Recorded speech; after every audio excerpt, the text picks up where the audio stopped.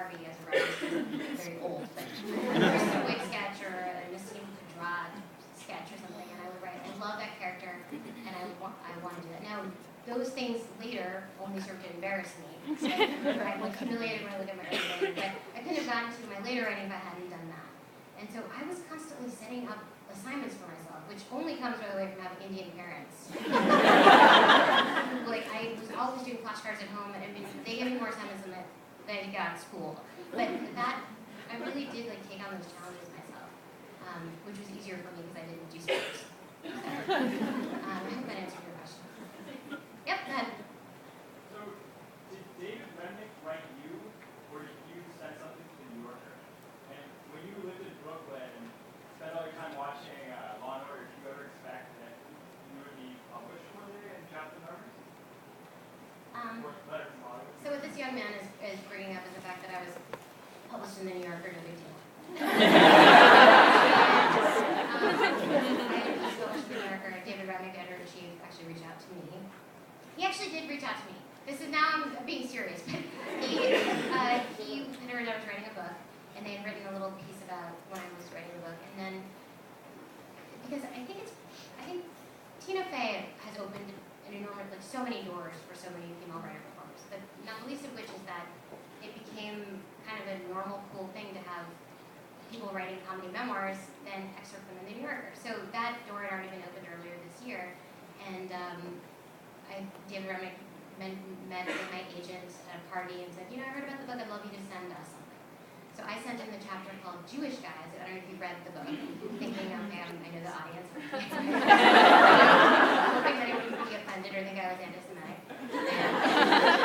After that happened, Susan Morrison, who's an amazing editor over there, contacted me on David's behalf she put together two pieces, which I guess is what Tina had done with her excerpt.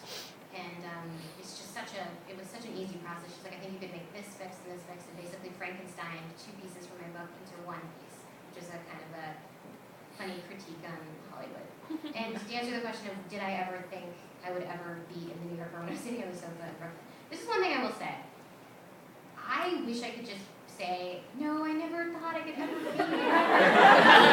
When I was passed over in high school over and over again and was never the lead in anything and was just like this fat little Indian kid who didn't do sports and like, I always was like, I was always like, I'm going to be super famous. I'm not even super famous, but I always like had this thing where I'm like, I'm going to get there and do that. And there was no reason. I had that confidence in myself, even though, you know, my parents believed in me and my aunts and uncles and some teachers I was very lucky to have did, but largely, like, it was not there. So the sort of egotistical answer to that question is I kind of did. Which is embarrassing to say, but it should be a testament to you guys. Like, I am living this crazy dream. You know, like, I'm 5'4", I weigh 150 pounds, I'm a dark-skinned Indian woman who is like on television and executive producing a television show on a major network. And it's the risk of sounding, you know, getting too sentimental here, it's inspiring to me.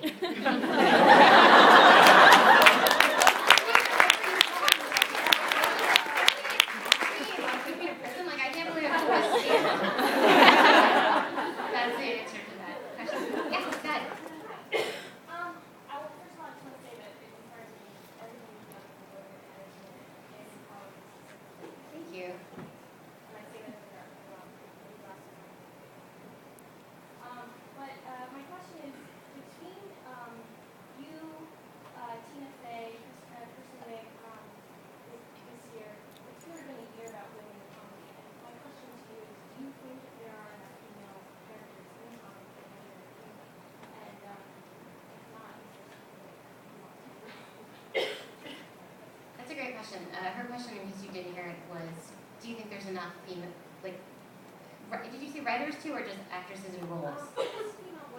Female voices in Hollywood. Do I think there's enough? And the answer is no, because I'm constantly looking. I mean, I'm willing to settle for Drek because I just want to hear somewhat halfway authentic stories being told. You know,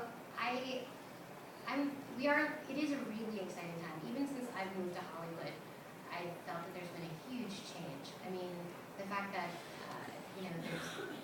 Zoe Deschanel show, The New Girl, Rising was huge. Even The Help, you know, it wasn't a comedy, all-female cast, a hugely popular movie. I mean, there's people changing their minds such that the same uncreative people are now being uncreative about having all-female cast. Like, you can't be a guy in one of these movies. It's like, it's too hard, which is amazing, which is great. But you're hoping, the hope is also that when the first all-female cast movie doesn't work, they're like, that's over.